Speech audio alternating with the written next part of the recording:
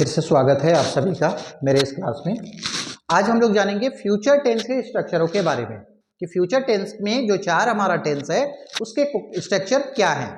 तो आज हम लोग आते हैं सिंपल फ्यूचर टेंस। पहला जो हमारा टेंस है फ्यूचर टेंस का, इसमें इसको पहचानने के लिए है कि इसके अंत में गा, गे और गी रहेगा। कोई भी हिंदी का वाक्य में गा, गे, गी, तो इसमें हमारा अगर वो अफर्मेटिव में रहेगा तो उसका स्ट्रक्चर है सब्जेक्ट प्लस सेल या will plus verb four plus object. अगर वो नेगेटिव में हो उसका सेंटेंस तो वह होगा सब्जेक्ट प्लस सेल या will plus not plus verb four plus object. अगर इंट्रोगेटिव ए में रहे तो वो हमारा होगा सेल या will plus subject plus verb one plus object. Interrogative अगर बी में रहे तो वो हमारा स्ट्रक्चर हो जाएगा क्वेश्चन वर्ड प्लस सेल या will plus subject plus verb one plus object. इस तरह से अगर हमारा टेंस नंबर 2 फ्यूचर टेंस का फ्यूचर कंटिन्यूअस टेंस रहा जिसके अंत में हिंदी के वाक्य के अंत में रहा होगा, रहे होंगे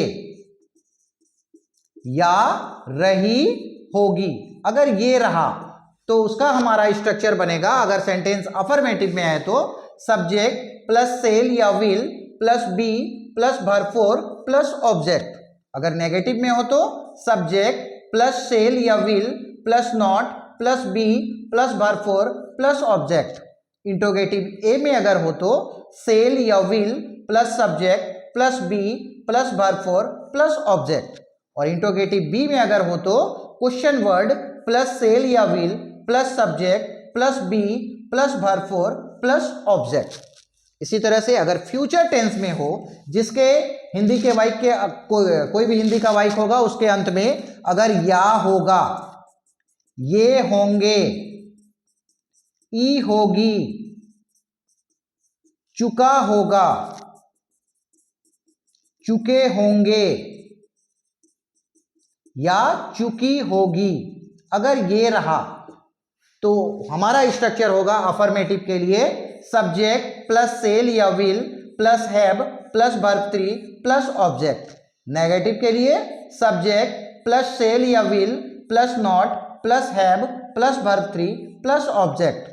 इंट्रोगेटिव ए के लिए सेल या will plus subject plus have plus verb three plus object. Interrogative B के लिए क्वेश्चन वर्ड प्लस सेल या will plus subject plus have plus verb three plus object.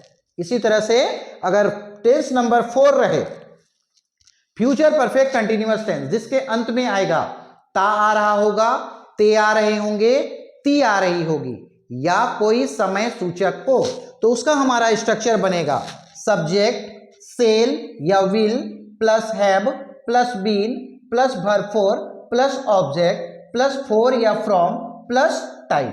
तो इस तरह से हमारा फ्यूचर टेंस का जो चार टेंस हैं, simple future tense, future continuous tense, future perfect tense, future perfect continuous tense, उन सभी टेंसों के स्ट्रक्चर के बारे में हम लोग यहाँ एक एक करके सिर्फ स्ट्रक्चर के बारे में जाने। ऐसे पिछले क्लासेस में हम लोग इन सभी टेंसों के बारे में एक एक करके पढ़ चुके हैं।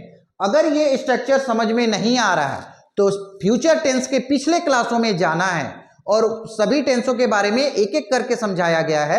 सभी टेंसों को फिर से दोहराना है, फिर से उसको रिवाइज करना है ताकि आसानी से समझ में आए और ये स्ट्रक्चर हमारा दिमाग में बैठ जाए, ताकि कोई भी हिंदी का वाक्य को अगर ट्रांसलेट करना है तो हम उन वाक्यों को आसानी से इंग्लिश में ट्रांसलेट कर पाए। तो उसके लिए हम लोगों को एक एक करके सभी टेंसों को बार बार दोहराना है और जब तक समझ में ना आए तब तक इन टेंसों को देखते रहना है और अपने से प्रयास करना है। कोई भी हिंदी का वाक्यों को लेना है और उनका इन स्ट्रक्चरों का प्रयोग करते हुए उनको ट्रांसलेट करने की कोशिश करना है और अभ्यास करना है। जितना हम अभ्यास करेंगे उतना जल्दी टेंस को हम समझ पाएंगे। तो अब हम लोग अगले क्लास में मिलेंगे एक नए ग्रामर के साथ, क्योंकि टेंस अब हम लोगों का पूरी तरह से कंप्लीट हो गया।